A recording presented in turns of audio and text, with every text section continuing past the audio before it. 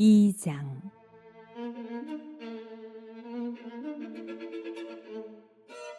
누구든지 소재의 예물을 여호와께 드리려거든 고운 가루로 예물을 삼아 그 위에 기름을 붓고 또 그 위에 유향을 놓아 아론의 자손 제사장들에게로 가져갈 것이요 제사장은 그 고운 가루 한 움큼과 기름과 그 모든 유향을 가져다가 기념물로 제단 위에서 불사를 지니 이는 화제라 여호와께 향기로운 냄새니라. 그 소재물에 남은 것은 아론과 그의 자손에게 돌릴지니 이는 여호와의 화제물 중에 지극히 거룩한 것이니라. 내가 화덕에 구운 것으로 소재의 예물을 드리려거든 고운 가루에 기름을 섞어 만든 무교병이나 기름을 바른 무교전병을 드릴 것이요 철판에 붙인 것으로 소재의 예물을 드리려거든 고운 가루에 누룩을 넣지 말고 기름을 섞어 조각으로 나누고 그 위에 기름을 부을지니 이는 소재니라. 내가 냄비의 것으로 소재를 드리려거든 고운 가루와 기름을 섞어 만들지니라.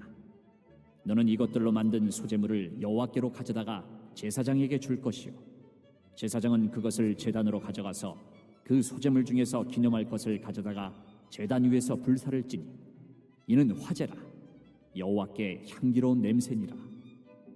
소재물에 남은 것은 아론과 그의 아들들에게 돌릴지니 이는 여호와의 화제물 중에 지극히 거룩한 것이니라. 너희가 여호와께 드리는 모든 소재물에는 누룩을 넣지 말지니 너희가 누룩이나 꿀을 여호와께 화제로 드려 사르지 못할지니라. 처음 익은 것으로는 그것을 여호와께 드릴지나 향기로운 냄새를 위하여는 제단에 올리지 말지며 내 모든 소재물에 소금을 치라. 내 하나님의 언약의 소금을 내 소재에 빼지 못할지니 내 모든 예물에 소금을 드릴지니라.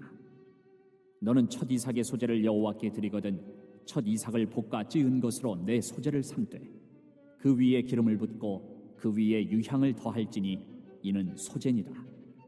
제사장은 찌은 곡식과 기름을 모든 유향과 함께 기념물로 불사를 지니 이는 여호와께 드리는 화제니라. 자, 오늘 읽으신 2장은 하나님께 드리는 5대 제사 중에 이 소재에 대한 말씀입니다. 이 소재는 구약의 5대 제사 중에 유일하게 이 피가 없는 식물성 제사라고 할 수가 있는데 이 식물성 제사라는 말 그대로 곡식을 빻은 가루를 예물 삼아 드리는 제사라고 할 수 있습니다. 그러니까 제사장에게 이제 이 예물을 드리면 제사장은 제단 위에 이것을 불사르고 그 향기를 하나님께서 흠양하시는 그러한 화제 방식으로 드려졌습니다. 그런데 이 소재는 특별히 두 가지 형태로 드려졌다는 것을 우리가 좀 기억해야 될 필요가 있는데 그 한 가지 형태는 기존의 다른 피 흘림이 있는 제사와 더불어 함께 드리는 그러한 형태가 있었습니다. 특별히 유월절 기간에 제사를 드릴 때 그때 이 소재를 더불어 같이 드렸고요. 그리고 나실인의 소원이 끝났을 때도 마찬가지입니다. 이 소재를 함께 드렸습니다. 그리고 제사장 위임식에 드리는 제사의 경우에도 이 소재를 함께 더불어 드렸습니다. 그리고 화목제를 드리거나 또 특별한 번제를 드릴 때에도 이 소재를 함께 더불어 드렸습니다. 이렇게 피 흘리는 제사와 더불어 이 소재가 함께 드려지는 이러한 형태가 있는가 하면 또 하나의 형태가 있는데 그것은 그냥 소재만 독자적으로 단독적으로 이렇게 하나님께 드려지는 경우인데 바로 이 경우가 오늘 읽으신 2장 이 본문에서 소개드리고 있는 그러한 경우를 말하는 것입니다. 소재는 앞에서 말씀드린 대로 이제 곡식을 빻은 가루를 예물 삼아서 드리게 되는데 특별히 이 가루를 뭐 그냥 드리는 게 아니고 그냥 드리는 경우도 있지만 총 5가지의 경우로 그렇게 드려지게 됩니다. 첫 번째 경우는 자 1절에 나옵니다. 다 같이 1절을 봉독하겠습니다.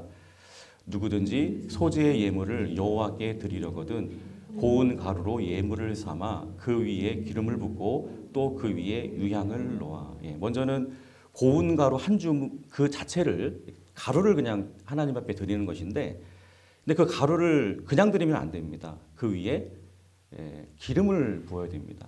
그리고 유향을 발라서 그렇게 하나님 앞에 드려야 된다. 이렇게 말씀하고 있습니다.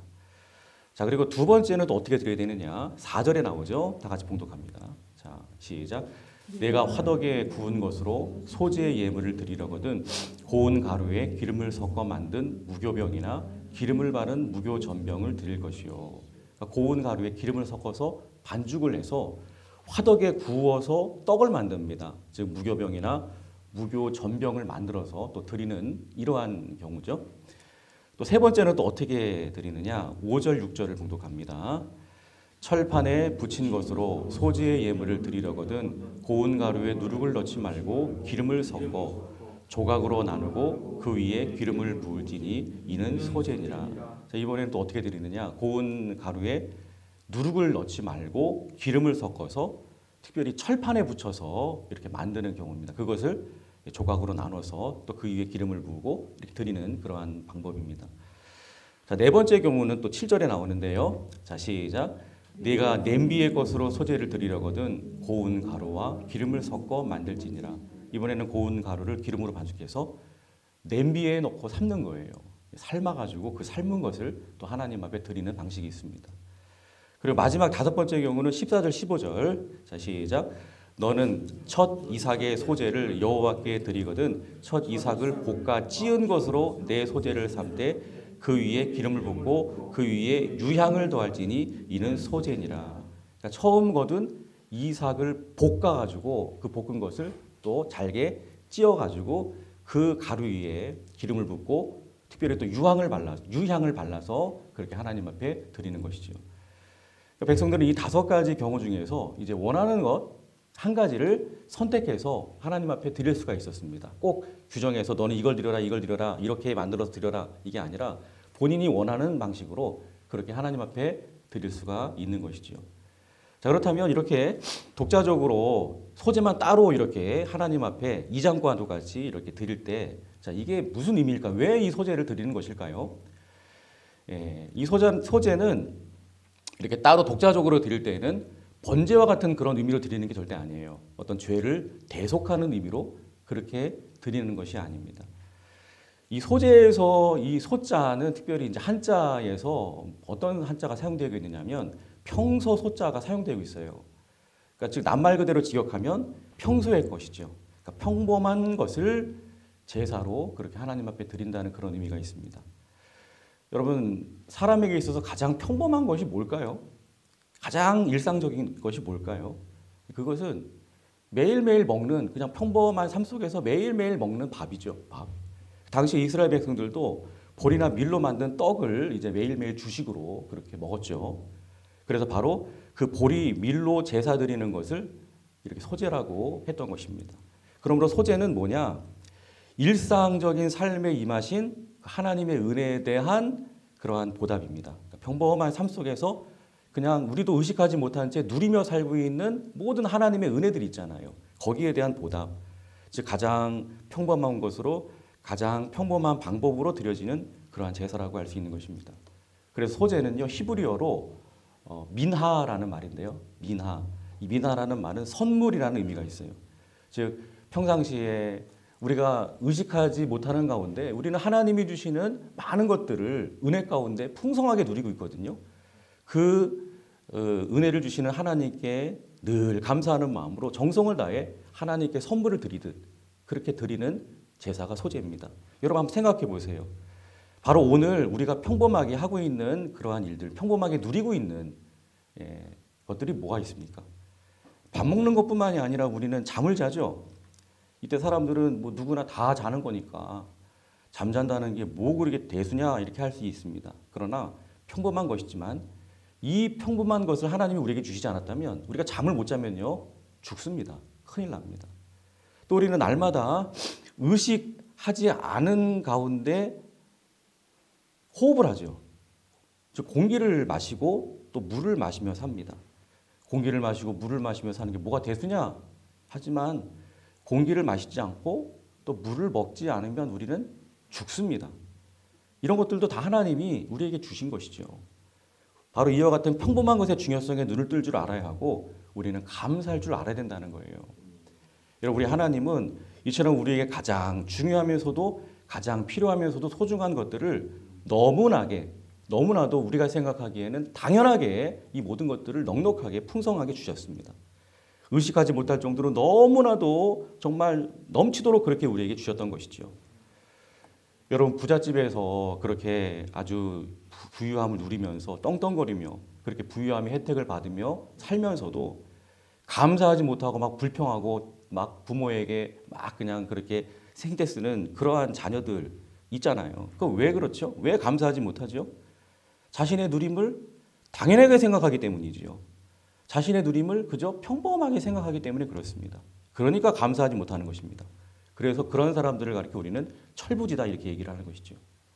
그래서 소재는 그래서 우리는 하나님 아버지 앞에서 절대로 이런 철부지가 되어서는 안 되겠습니다. 우리는 삶의 평범한 매 순간 속에서 하나님 아버지께서 나를 위해 이미 당연하게 이미 풍성하게 베풀어 주신 이 모든 은혜와 축복들을 늘 깨닫고 인식하면서 늘 하나님 앞에 감사할 줄 아는 그러한 하나님의 백성들이 되어야 될 줄로 믿습니다. 바로 이것이 하나님께서 우리에게 원하시는 소재인 것입니다. 그런데 이 소재를 앞에서 살펴본 대로 5가지 경우로 이렇게 드릴 수 있다고 했죠. 근데 이 5가지 경우를 잘 살펴보면은 특징이 있습니다. 첫 번째 경우와 이 5번째 경우는 이제 이 말씀을 보시면 이 특징이 있습니다. 기름과 유향을 섞어야 됩니다. 근데 이 유향이 굉장히 비싸거든요. 즉 가루를 가지고 또 요리를 내서 드리는 특별히 2번째부터 또 4번째 경우는 즉 떡으로 굽고 또 철판에 붙이고 또 냄비에 삶은 것을 드리는 경우에는 특별히 첫 번째와 5번째 경우와는 달리 유향을 섞지 않아요. 이 비싼 유향을 섞지 않고 그저 가루와 기름만으로 그렇게 만들어서 요리해서 이렇게 하나님 앞에 드렸다는 것입니다. 자, 이것은 특별히 하나님께서 가난한 자의 형편을 그렇게 생각해 주신 것이죠. 비싼 유향 없이도 얼마든지 하나님 앞에 감사한 그 마음을 가지고 언제든지 나아갈 수 있도록 배려하신 것입니다. 그래서 백성들은요, 비록 비싼 유향을 살 수 없는 그러한 가난한 처지에 있을지라도 하나님을 간절히 사모하는 그러한 마음과 정말 내게 은혜 베푸신 그 하나님을 향하여 정말 너무나도 감사해서 드리고 싶은 그 자원하는 마음만 있으면 언제 어느 때라도 이 가루를 가지고 정성을 다해서 요리를 하는 거예요. 막 삶고 붙이고 또 이렇게 굽고 해서 요리를 내서 하나님 앞에 드릴 수가 있었다는 것이죠. 그러니까 하나님은 어떤 분이십니까? 우리가 바치는 봉헌물의 어떤 가치, 그게 얼마나 되느냐 이런 것에 관심을 가지기보다도 그 봉헌물 속에 자신의 전부를 담아서 자원함으로 정성을 다해서 드리는 그 마음의 중심을 진정한 예물로 받아주시는 분인 줄로 믿습니다. 여러분 형식적인 마음으로 자신의 봉헌물 아주 막 그냥 그 연복의 함에다가 그냥 자랑스럽게 그렇게 넣었던 부자의 봉헌물보다도 고작 2렙돈을 드렸지만 자신의 전부를 눈물과 함께 정성껏 드렸던 그 과부의 봉헌물을 우리 예수님께서 더 귀하게 평가하셨다는 그것을 우리는 늘 기억해야 될 줄로 믿습니다. 그런데 이렇게 고운 가루를 요리를 해서 드리는 경우에 비싼 유향을 바르지는 않았지만 근데 주의할 것이 있었습니다. 이게 뭐냐면 자 11절을 다 같이 봉독하겠습니다. 자 시작. 너희가 여호와께 드리는 모든 소제물에는 누룩을 넣지 말지니 너희가 누룩이나 꿀을 여호와께 화제로 드려 사르지 못할지니라. 그러니까 절대로 누룩이나 꿀을 넣어서는 안 된다. 이렇게 주의사항을 당부를 하고 계시죠. 4절에도 보시면 화덕에 구울 때 무교병이나 무교전병을 드려야 된다. 이렇게 말씀하고 있습니다. 또 5절에 철판에 붙일 때에도 뭘 넣지 말라고요? 누룩을 넣지 말라. 이렇게 말씀하고 있는 것이죠. 그리고 또 주의할 것이 있는데 13절을 다 같이 봉독합니다. 자, 13절 시작. 내 모든 소제물에 소금을 치라. 내 하나님의 언약의 소금을 내 소재에 빼지 못할지니 내 모든 예물에 소금을 드릴지니라. 여기 보니까 뭘 치라고요? 소금을 치라. 여러분 왜 하나님께서 소제물을 드릴 때 누룩과 꿀을 넣지 말라 하신 것일까요? 그리고 반드시 왜 소금을 치라 이렇게 말씀하셨을까요?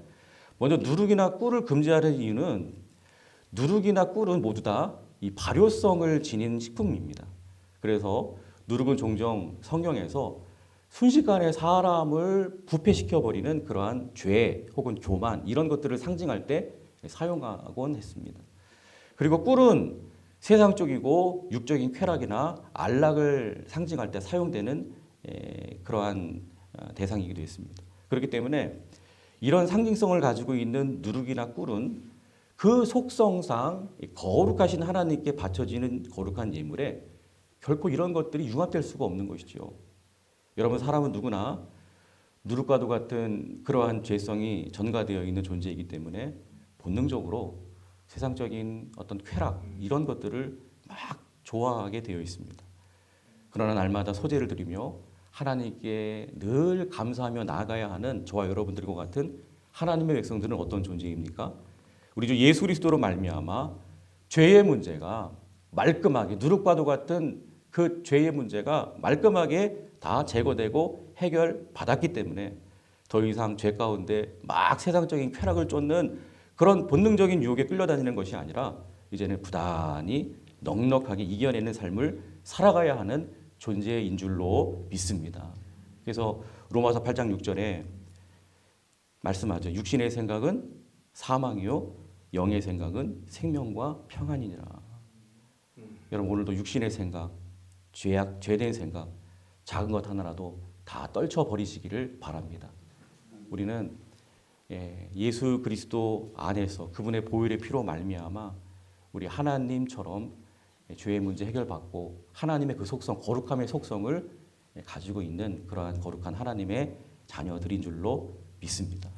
이 자녀들은 그래서 육신의 생각, 물론 아직까지도 우리는 죄의 그 본성이 아직까지 그게 이제 죄로 말미암아 하나님 앞에 해결되었지만 그러나 여전히 그 잔재가 남아 있기 때문에 끊임없이 계속해서 이 육의 생각 또 세상적인 것들을 자꾸만 추구하고자 하는 이러한 유혹들이 계속 잡초와 같이 자꾸 몰려오거든요. 자꾸 그것을 제거하면 또 생기고 제거하면 또 생기고 그렇기 때문에 우리는 부단히 싸워야 됩니다.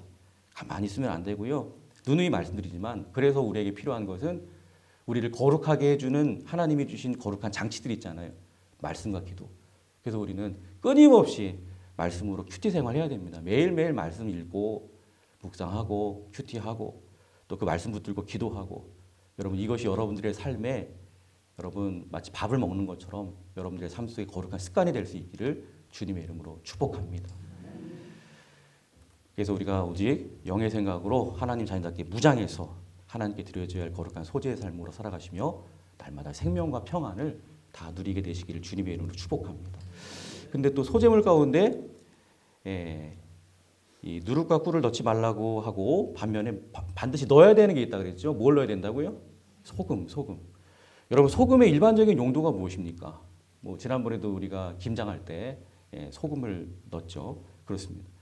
이 소금은 이제 이 부패 방지를 통해서 물질의 상태를 신선하게 계속해서 유지시켜주는 그러한 역할을 하죠. 생선 같은 것도 소금을 뿌리는 이유는 부패되지 않도록 뿌리는 것이 아니겠습니까? 그래서 여기서 이 소금이 지닌 영적 의미를 또 한 가지 우리는 발견하게 되죠. 이게 무엇입니까? 소재물 가운데 소금을 넣어라 이렇게 하신 것은 소금으로 말미암아 이제 변질되지 않도록 해주는 것처럼 뭐가 변질되지 않도록 해주는 것이냐? 하나님과 이스라엘 백성들 간의 이 언약 관계가 변질되지 않고 변함없이 잘 유지되어야 한다는 그러한 상징적인 의미가 담겨 있는 거예요. 이 소금에. 마찬가지입니다. 오늘날 또한 하나님과 언약 관계 가운데 놓여 있는 저와 여러분들도 하나님과의 관계를 잘 유지하고 하나님은 우리 아버지시고 우리는 하나님의 자녀들이잖아요. 이 관계가 변질되지 않도록 우리는 늘 잘 유지할 수 있도록 최선을 다해야 될 줄로 믿습니다. 이를 위해서 어떻게 해야 되느냐? 아버지이신 하나님과 자녀인 우리와의 이 관계를 유지시켜주는 결정적인 매개체가 뭐죠? 우리가 그냥 하나님의 아버지가 되고 하나님을 아버지라 부를 수 있게 되었습니까? 아니죠. 누구 때문에? 예수님 때문에. 그렇습니다. 그래서 예수님이 뭐냐? 이 하나님과 나와의 관계를 신선하게 매일매일 잘 유지시켜주는 그러한 영적 소금 역할을 하시는 분이 바로 우리 예수님이시라는 거예요. 그래서 우리는 날마다 무엇보다도 영적 소금 되시는 예수님으로 우리의 삶이 푹 절여져야 되는 것입니다. 여러분들은 예수님으로 그렇게 절여져 계십니까? 사도 바울의 경우에는요, 그런 고백을 하잖아요. 그가 하나님과의 관계에 있어서 얼마나 이 사도 바울이 친밀하고 얼마나 하나님과의 관계가 깊었는지 몰라요. 정말 예수에 깊이 빠져 있는 사람이 사도 바울이었고 예수님께 푹 절여져 있는 사람이 사도 바울이었습니다. 빌립보서 3장 8절에 그의 고백을 보면 그가 얼마나 예수님께 절여져 있는지 우리는 짐작할 수 있겠죠. 이런 고백을 합니다. 또한 모든 것을 해로 여김은 내 주 그리스도 예수를 아는 지식이 가장 고상하기 때문이라. 내가 그를 위하여 모든 것을 잃어버리고 배설물로 여김은 그리스도를 얻고. 나는 예수밖에 모른다는 거예요. 예수 외에 모든 것들은 다 배설물처럼 여긴다는 거예요. 나는 그냥 예수에 미쳐 있다는 것입니다. 로마서 14장 8절에도 이렇게 고백하죠. 우리가 살아도 주를 위해 살고 죽어도 주를 위하여 죽나니 그러므로 사나 죽으나 우리가 주의 것이로다. 예수님께 온전히 그냥 올인하는 거예요. 예수밖에 없는 거예요. 이런 고백을 통해서 우리는 이 사도 바울이 정말 예수님께 모든 것들을 다 드리고 다 내어 던지고 예수님께 푹 빠져 있고 예수님께 완전히 절여져 있는 완전한 예수의 사람이다라는 것을 우리가 알 수 있는 것이죠. 그러니까 하나님 아버지의 관계가 늘 신선할 수밖에 없는 거예요. 끊을래야 끊을 수가 없는 거예요. 늘 치밀할 수밖에 없는 것입니다. 여러분, 아버지 하나님과의 관계가 늘 깊이 있는 관계가 되고 친밀한 관계가 되기를 원하십니까? 그 친밀성은 다른 데 있는 것이 아니라 오직 우리 주 예수 그리스도 아래에 있는 줄로 믿습니다. 여러분, 군대에 가면요. 저도 군대에 갔을 때 그냥 이 고참들이 그냥 야 하고 툭 건드리기만 해도 관등성명을 대야 되거든요. 툭 건드리기만 해도 그냥 큰 소리로 이병 한명권하고 막 이렇게 관등성명을 댑니다. 예수의 사람들은 똑같습니다. 건드리기만 해도 입에서 누가 나와야 되냐면 누구의 이름이 나와야 되냐면 예수님의 이름이 나와야 됩니다. 건드리기만 해도 막 좀 기분 나쁜 일로 이렇게 내가 조금 좀 이렇게 건드림을 당해도 막 거기다 분을 내고 화를 내고 그러는 게 아니라 그럴 때마다 그냥 어떤 상황 속에서도 우리는 그냥 예수님 고백하고 아이고 예수님 정말 예수밖에 모르는 사람이 되어야 됩니다. 예수에 푹 절여진 사람이 되어야 합니다. 여러분 오늘도 우리 예수님께 여러분 푹 안겨 사시기를 바랍니다. 오직 예수님 외에 그 어떤 것도 다 배설물로 그렇게 여기시기를 바랍니다. 예수 위에 살고 예수 위에 죽을 수 있는 저와 여러분들이 정말 다 될 수 있기를 바랍니다. 그래서 오늘도 우리 하나님과 친밀한 관계 늘 신선하게 유지하는 아름다운 소재의 예물들이 다 되시기를 주님의 이름으로 축원합니다. 기도하겠습니다.